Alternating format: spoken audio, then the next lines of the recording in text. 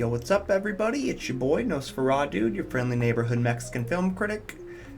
So, if you didn't like my last video, totally understandable. If you didn't see my last video, that's understandable too, because it was banned in a couple countries. But, like I said in one of my shorts, it really wouldn't be my channel if I didn't have some sort of ban from somewhere at some point. So I do have a couple ideas for my next videos, but I do want to kind of make a palette cleanser because the last one was pretty messed up. And since I did reach 100 subscribers, I wanted to do something special. So this is going to be the first in my Celebrating Director series, and we're going to talk about the GOAT, the one, the only, Stanley Kubrick. Let's get into it.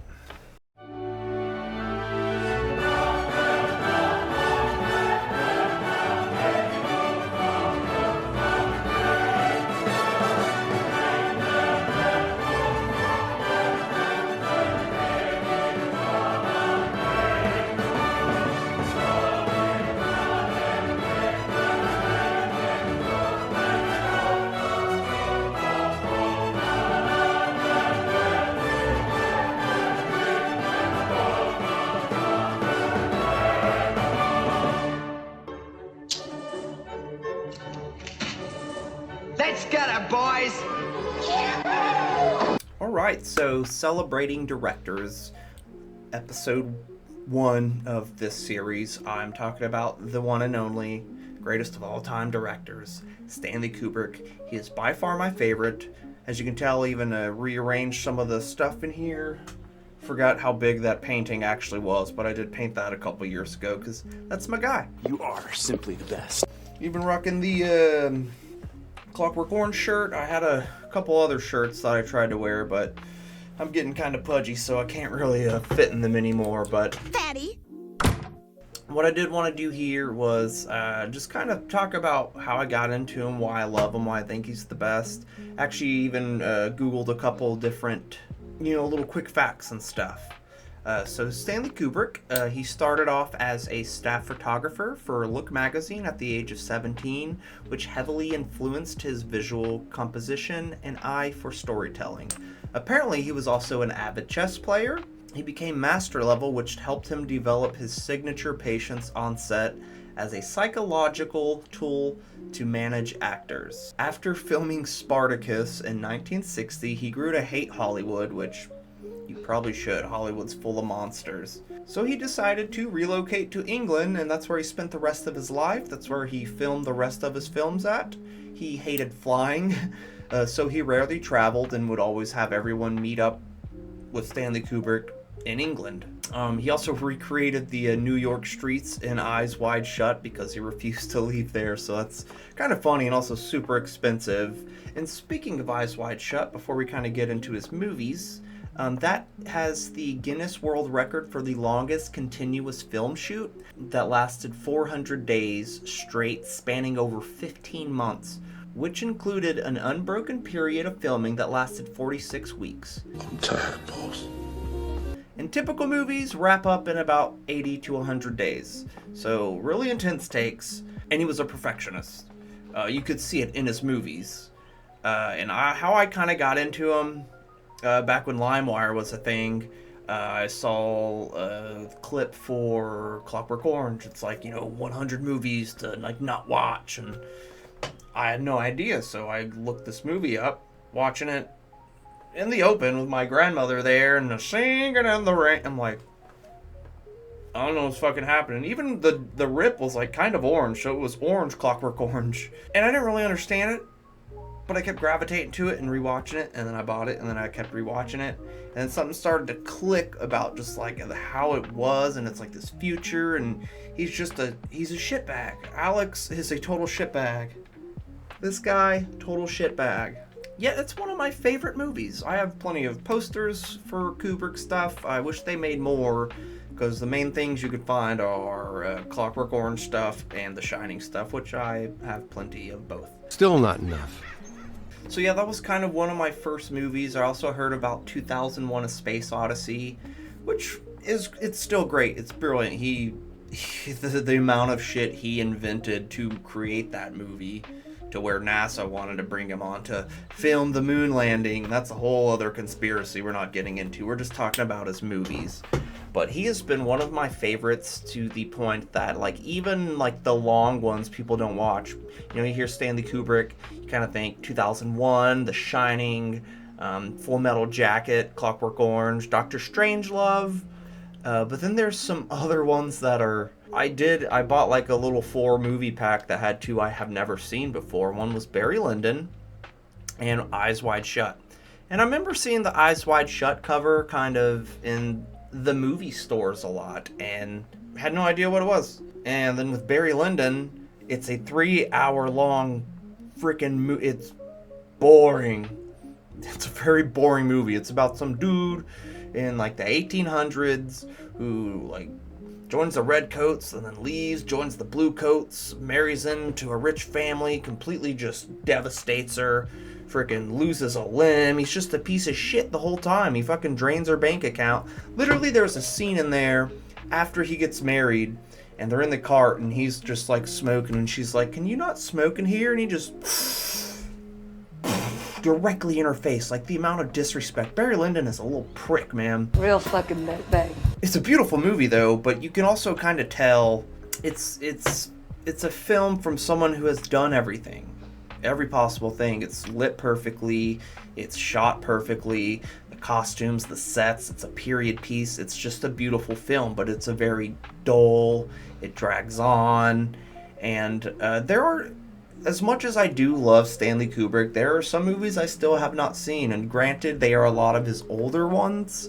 Like the first 3 I've never seen. Fear and Desire from 1953, Kill or something from 1955, and then The Killing from 1965. Those are 3 I have not seen.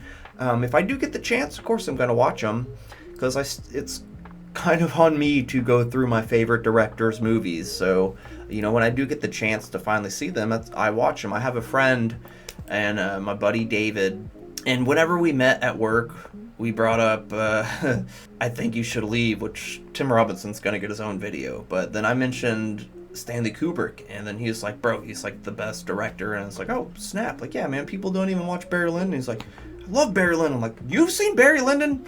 No one in the world has seen Barry Lyndon but me." What? Did we just become best friends? Yup.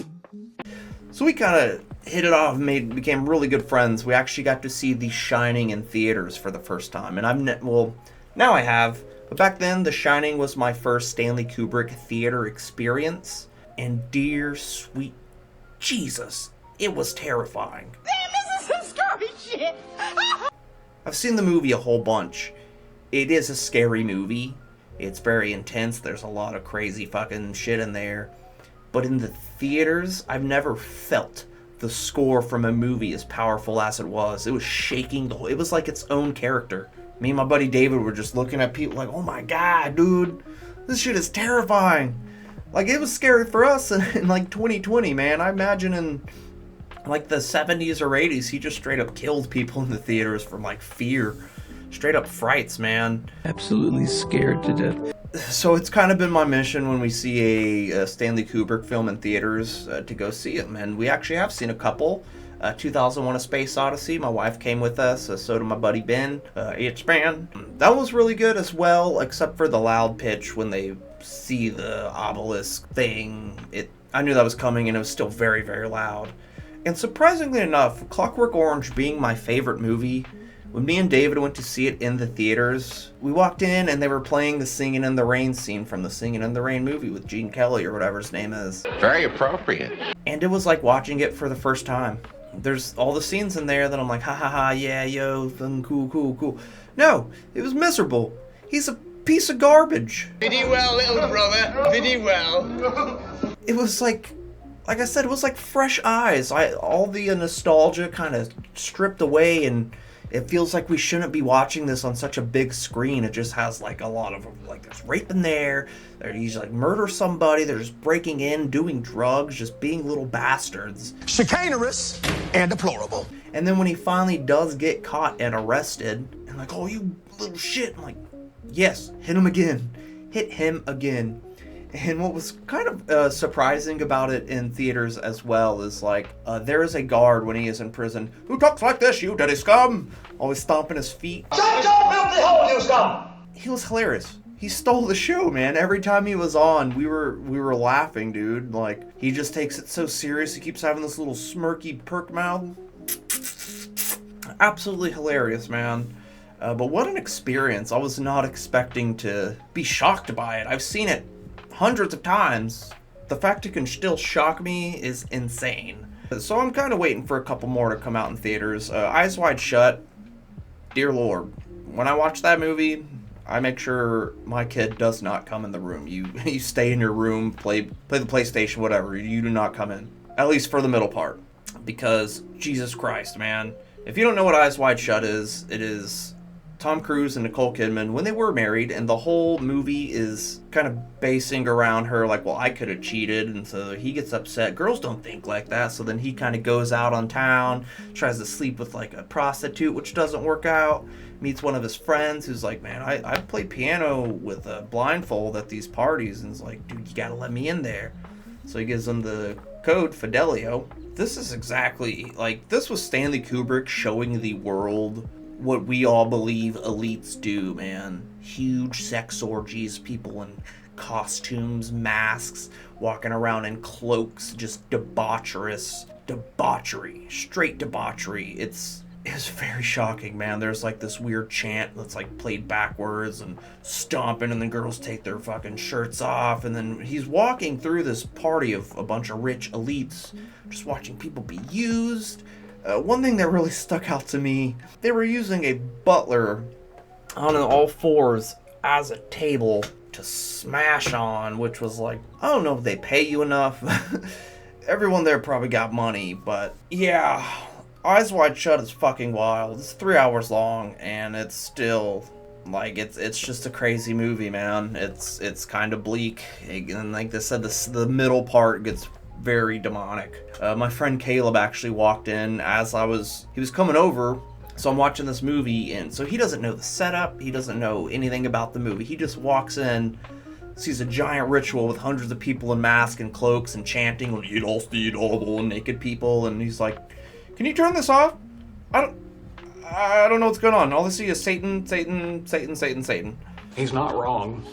Whole bunch of Satan, which is fair. I understand, because what a hell of a thing to walk into. So that one's fucking nuts. You also got a like Full Metal Jacket. Come on, dude. That's a war face! Now let me see your war face! Beautiful freaking movie, man. It's insane. Especially, I do think the first half of Full Metal Jacket is stronger than the second half, because like the boot camp, for some reason, military movies, boot camp is always like so great to watch. And me being to boot camp, when I see it in other movies and how accurate it is, or, oh, don't you do that? Oh, I told you that shit was gonna happen. It's just crazy, man. He has such an attention to detail, and how everything is shot is perfect. He's known to push his actors as far as they can go. I have a couple of instances here. Let's see, like in The Shining, Scatman Crothers, he made him do 148 takes for one conversation. Those are rookie numbers in this racket. There's also the infamous scene with Shelley Duvall swinging the bat at Jack going up the stairs. He made her do that 127 times. He made Tom Cruise walk through a door 95 times just to get the perfect shot.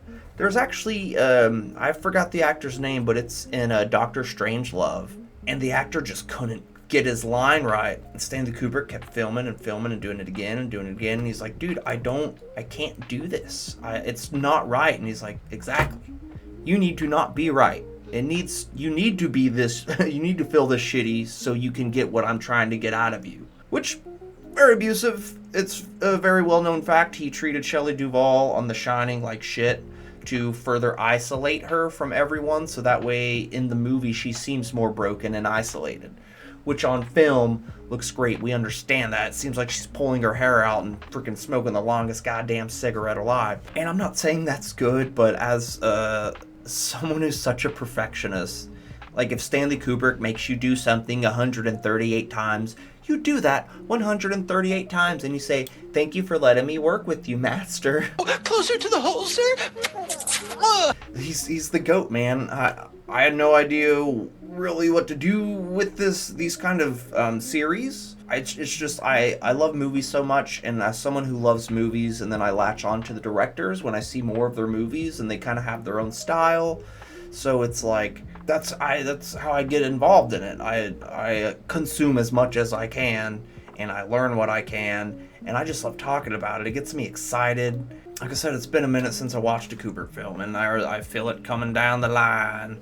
Coming down the line. Yeah, this is just kind of what I wanted to do for to start off and celebrating my 100 subscribers and start the celebrating directors series. I got a couple more directors already lined up. I'm not doing these back to back. They will be sporadic. But yeah, if you need to see pure cinema, watch Stanley Kubrick, man. Oh, Stanley Cubes. I don't use a lot of AI. I think like AI every once in a while is fine. People that just rely on it and have it be a whole video, whole audio commentary, whatever. I use it for memes, so I'm not completely against it. I just don't use it as a crutch. But I did try to I told ChatGPT to make Stanley Kubrick into like a Gen Z broccoli-haired SoundCloud rapper, and it actually made him look pretty good. He looks like Lil Peep. Yeah, here's a photo. See, he makes him look Latino kind of, but Humorous, quite humorous. Anyway, man, so that's what I wanted to talk about. Appreciate everything, all the support. Like I said, I made a short later. I don't really know what I'm doing. I'm figuring all this shit out as I go. So anyone who's still supporting me, watching these videos to the very end, I know a lot of people click off after like maybe 2 minutes, if that. 1 minute is a long time. So if you are still here, man, I fucking love you. Love you guys. Thanks for everything. Look, like, comment, subscribe, hit that notification bell. Click, click, click, bing, bong, boom. Or else. Give me some more ideas and stuff too, man. There's a comment section. Type in some random shit for the algorithm. I'm trying to figure shit out. The more comments I got on videos, the more they get sent around. So, the more I can get my stuff out there, the more we can grow this flock together of cinephiles, which is a terrible word. I don't use that word. Forget I said anything. Thanks for stopping by. Peace out. I love you guys, and you guys have a blessed day.